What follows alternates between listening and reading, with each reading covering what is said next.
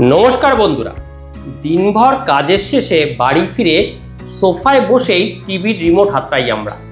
খুব কাছ থেকে বসে টিভি দেখার মজাই আলাদা, কিন্তু এই অভ্যাসটাই হয়ে উঠেছে বিপদের বড় কারণ। বড় পর্দার এলসিডি বা প্লাজমা টিভি খুব কাছ থেকে যদি নিয়মিত অনেক দিন ধরে দেখেন, তাহলে চোখের 12টা বাজতে বাধ্য। টিভি থেকে যে আলো বেরোয় তার চোখের জন্য ভীষণই ক্ষতিকর। দিনের পর দিন খুব কাছ থেকে টিভি দেখলে চোখে ব্যথা, চোখে পাওয়ার বাড়া, জল পড়া, শুষ্ক চোখের সমস্যা হতে বাধ্য। খুব কাছ থেকে টিভি দেখা যেমন ঠিক নয়, তেমনই এক নাগাড়ে টিভির পর্দায় চোখ রাখাও উচিত নয়। তাহলে কি করণীয়? ঠিক কতটা দূর থেকে টিভি দেখা উচিত বা ভালো? ঘর অনুযায়ী, আপনার ঘরের মাপ অনুযায়ী কত সাইজের টিভি আপনার কিনতে হবে, আর কিভাবে টিভি দেখলে, কতটুকু দূরত্বে বসে টিভি দেখলে আপনার চোখ, আপনার বাবা মা, আপনি এবং আপনার বাচ্চা সম্পূর্ণ সুস্থ থাকবেন চোখের স্বাস্থ্যের দিক থেকে, এই সমস্তটাই ব্যাখ্যা করে বুঝিয়ে বলেছি এবং সমস্ত মাপঝোঁক গাণিতিক হিসাবে বুঝিয়ে বলেছি ভিডিওটিতে। তাই ভিডিওটি শেষ অবধি দেখার অনুরোধ রইল। আর পরিচয় পড়বে বলি, নমস্কার, আমি doctor Anupam Sinha, general physician, proctologist, lifestyle modifier, এই পর্বে আপনাদের হোস্ট। আর আপনারা দেখছেন আপনাদের নিজেদের YouTube channel doctor Anupam helpful.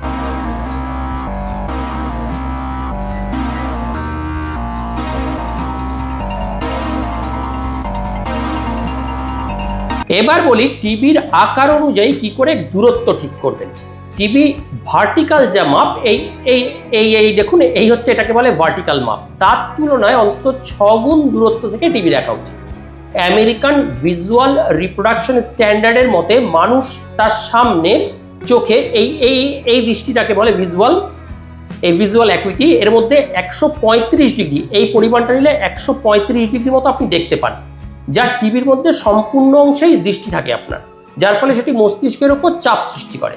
R society of motion pictures and television ইঞ্জিনিয়ার্সের পরামর্শ হলো টেলিভিশন এমন একটি দূরত্ব থেকে দেখা উচিত তা যেন দৃশ্যমান অংশের ফিউ অফ ভিড, এই যে এইটা 30 ডিগ্রি থেকে সর্বোচ্চ 40 ডিগ্রি দখল করে থাকে। আমেরিকান ভিজুয়াল রিপ্রোডাকশন স্ট্যান্ডার্ডের মতে টিভি দেখার দূরত্ব যাচাই করার সর্বোত্তম উপায় হলো টিভির পর্দা যত ইঞ্চি, এই মাপটা হচ্ছে টিভির পর্দার যত ইঞ্চি, তাকে 0.84 দিয়ে ভাগ করা। উদাহরণ হিসাবে বলা যেতে, এবার আপনাদের যেরকম বলেছিলাম যে টিভির স্ক্রিনের মাপটাকে 0.84 দিয়ে ভাগ করলে যেটা বেরোবে সেটা বেরোবে ইঞ্চেসে, এটাকে কনভার্ট করতে হবে ফুটে। সেই দূরত্ব থেকে আপনাকে টিভি দেখতে হবে। এবার আমি কিভাবে স্ক্রিনটা মাপবেন সেটা দেখিয়ে দিই। এই টিভিকে স্ক্রিন মাপতে গেলে, যেমন এই টিভিতে আমরা মেপে দেখাচ্ছি, এই হচ্ছে এই টিভির স্ক্রিনটার সাইজ হচ্ছে 32, এই দেখুন এখানে 32। তাহলে এটা কত দূর থেকে দেখতে হবে, হিসাবটা কি হবে, 32 ডিভাইডেড বাই 0.84, যতটা বেরোবে ঠিক ততটা হচ্ছে ইঞ্চে, এটাকে ফুটে কনভার্ট করলে তাহলে এই 32 ইঞ্চির টিভিটায় কত দূর থেকে দেখতে হবে সেটার মাপ পাওয়া যাবে। যে 40 থেকে 45 ইঞ্চি মডেলের টেলিভিশনগুলো 4 থেকে 4.5 ফুট দূরে বসে দেখবেন, 32 ইঞ্চির টিভিগুলো 3.5 থেকে 4 ফুট দূরে বসে দেখবেন। তবে কোনোভাবেই যেন 4 ফুটের বেশি কাছে না যান। কেউ যদি 65 ইঞ্চির টিভি কিনতে চায়, তাহলে 65 ডিভাইডেড বাই 0.84 দিয়ে ভাগ করলে পাওয়া যায় 77 ইঞ্চ, বা 6.5 ফুট থেকে 7 ফুট দূরত্ব থেকে টিভিটা দেখতে হবে। ফুল এইচডি বা 4K রেজলিউশন টিভির ক্ষেত্রে এই ভিউ অফ ফিল্ড আরও বেশি হতে পারে, অর্থাৎ আরও কাছ থেকে দেখলে অস্বাভাবিক বোধ হয় না। পিক্সেল ডেন্সিটি বেশি হওয়ার কারণে এই অতিরিক্ত সুবিধা পাওয়া যায়। তাহলে এখন প্রশ্ন হলো, এবারে হলো দ্বিতীয় প্রশ্ন, দিনে কতক্ষণ টিভি দেখব? আপনার বাচ্চাদের এবং আপনার বৃদ্ধ মা বাবার যাতে কোনো ক্ষতি না হবে এমন হয় কতক্ষণ আমরা টিভি দেখব। টিভি দেখার সময় কী কী সতর্কতাই অবলম্বন করব? একটি বাড়িতে টেলিভিশন কিন্তু, টেলিভিশনের দর্শক বলতে আমরা সাধারণত বুঝি ছোটদেরই, খুব ছোট, যারা স্কুল যাচ্ছে বা সবে স্কুলে যাবে বা তার আগে, অনেক ক্ষেত্রেই তারা স্কুল ছোটাছুটির পর অবসরের সামনে এসে টিভির সামনে বসে থাকে, তাদের স্থায়ী অবস্থানে ওটা। এবং শিশুদের ক্ষেত্রে এখন শিক্ষা এবং বিনোদনের একটা প্রধান মাধ্যম উঠেছে এই টেলিভিশন, বা বয়স্কদের ক্ষেত্রেও তারা সন্ধ্যার সময় সিরিয়াল এগুলো দেখবেন। 4 দেওয়ালের মধ্যে শিশুরা এখন বন্দি। টিভি এই যন্ত্রবন্ধু তাদের কাছে সবচেয়ে পরম বন্ধু হয়ে গেছে। এই যন্ত্রবন্ধু যেন তাদের কোনো ক্ষতি না করে সেদিনকে আমাদের বিশেষ দৃষ্টি দিতে হবে। শিশুদের নিয়মিত দূরত্বে বসে টিভি দেখাবেন, এবং যেন বসার সময় ঘাড় পুজো হয়ে বেঁকে উল্টোপাল্টাভাবে না বসে সেদিকে খেয়াল রাখবেন। শিশুর টিভি দেখার সময় নির্ধারণ করে দিতে হবে, দিনে 1 থেকে 2 ঘন্টার বেশি নয়।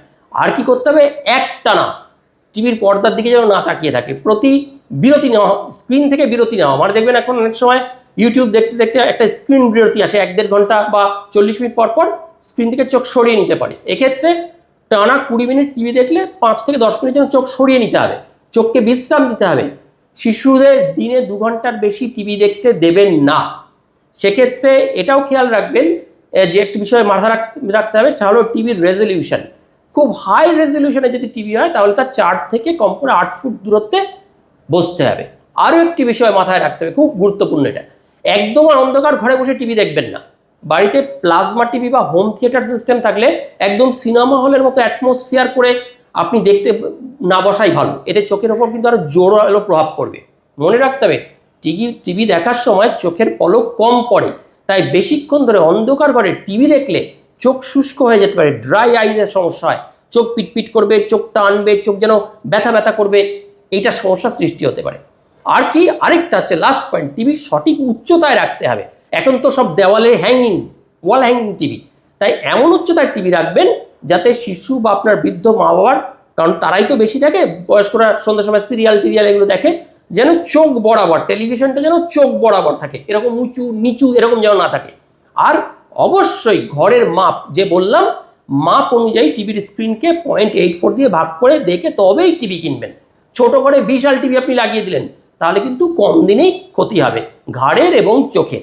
আশা করি এই স্বল্প পরিসরে টেলিভিশন সংক্রান্ত, কতটা ঘরের মাপ অনুযায়ী কতটা সাইজের টিভি কিনবেন, স্ক্রিন সাইজ কত হলে আপনার কতটুকু দূরত্বে বসে টিভি দেখা উচিত, কতক্ষণ টেলিভিশন টাইম হওয়া উচিত, টেলিভিশন দেখার সময় চোখের কি করে যত্ন নিতে হবে সেটা বুঝিয়ে বলতে পেরেছি।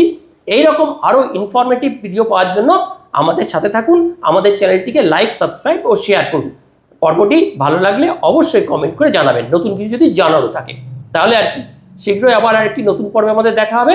ততক্ষণের জন্য বিদায়, নমস্কার। সবাই ভালো থাকবেন ও সুস্থ থাকবেন।